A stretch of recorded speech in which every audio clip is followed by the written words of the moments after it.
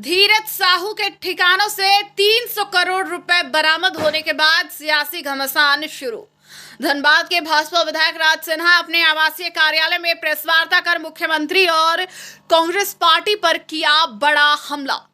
आपको बता दें कि कांग्रेस के राज्यसभा सांसद धीरज साहू के ठिकानों से 300 करोड़ रुपए बरामद होने के बाद सियासी घमासान शुरू हो गया है। शुक्रवार को धनबाद से भाजपा विधायक राज सिन्हा ने मुख्यमंत्री और कांग्रेस पार्टी पर बड़ा हमला बोला। वहीं सिन्हा ने अपने आवासीय कार्यालय में पत्रकार वार्ता को संबोधित करते हुए कहा कि कांग्रेस के राज्यसभा सदस्य धीरज साहू के विभिन्न ठिकानों से आईटी की छापेमारी में बरामद लगभग 300 करोड़ नगद राशि कांग्रेस के शीर्ष नेता और मुख्यमंत्री हेमंत सोरेन के हैं। उन्होंने कहा कि इसके तार छत्तीसगढ़ झारखंड से जुड़े हैं। ये पैसा गरीबों की गाढ़ी कमाई का शराब घोटाले का है, जिसके संचालनकर्ता भी झारखंड का ही है। ऐसी संभावना है कि ये पैसे चुनाव परिणामों को प्रभावित करने के लिए रखे गए थे।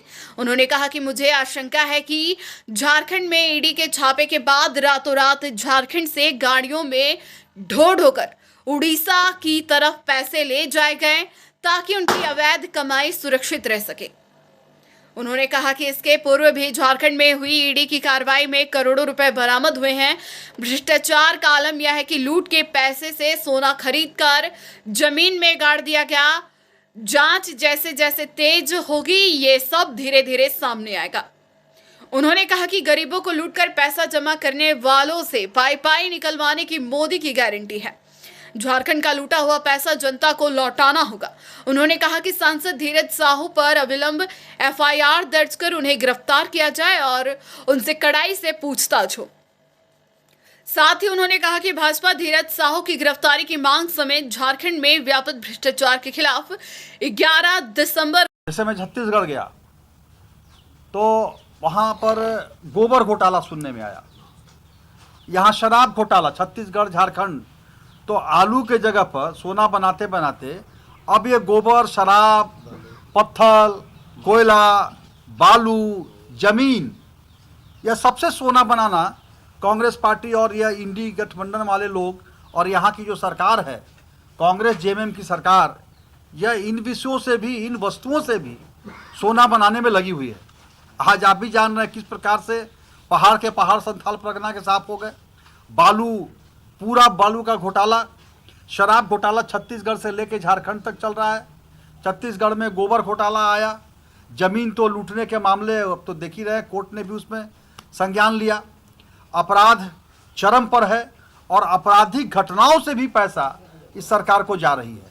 आप देखिए कि जेल जैसा सुरक्षित जगह जहाँ की सब लोग अपने आप को सुरक्षित मानते हैं, अब जेल में दिन दहाड़े हत्याएं हो रही हैं। तो ये लूट के आगे सरकार ने हर प्रकार के लूट के लिए हर प्रकार के सरकार हथकंडे अपनाई हुई है, जिसमें जेएमएम और कांग्रेस पार्टी जो केंद्र से लेकर के राज्य तक यह कांग्रेस पार्टी इस पे लगी हुई है, भ्रष्टाचार में आकर डूबी हुई है। और सबसे बड़ी तो हद इस बात की है कि कांग्रेस पार्टी के नेताओं में इतनी शर्मनाक घटनाएं, जब साक्षात मशीन खराब हो रहा है नोट गिनने में, और ये बिल्कुल सामने आ करके इसके शर्मिंदगी महसूस नहीं हो रही। ये कहीं नहीं कह रहे हैं कि हाँ ये घटना दुर्भाग्यपूर्ण है, ऐसा नहीं होना चाहिए, बल्कि और ताल ठोक करके कि नहीं ये ऐसा नहीं है, अभी पूरा गिनती होगा तब हम देखेंगे। अभी ये कितने लोग बोल रहे हैं कि तो बड़े व्यवसायी हैं, उनके पास पैसा हो सकता है, तो पैसा हो 500 करोड़ 300 करोड़ रुपया जितने बैंक में कैश नहीं मिलते हैं उतने आपके यहाँ कैश मिल रहे हैं। तो ये, और इसलिए भारतीय जनता पार्टी का स्पष्ट आरोप है कि यह पैसे चुनाव में इस्तेमाल होने के लिए, करने के लिए रखे गए थे, यह वोट को प्रभावित करने के लिए रखे गए थे, यह पैसे के बल पर राजनीतिक समीकरणों को बदलने के लिए रखे गए थे। और ये कांग्रेस पार्टी की पुरानी चाल है। जितने भी भ्रष्टाचार, लाखों करोड़ रुपए, जो चाहे वो कोलगेट घोटाला हो, 2G घोटाला हो, पनडुब्बी घोटाला हो, अगस्ता वेस्टलैंड घोटाला हो, सभी प्रकार के आकाश पाताल जमीन किसी को भी इन्होंने नहीं छोड़ा। सब कार्यों में, सब में घोटाला घोटाला घोटाला।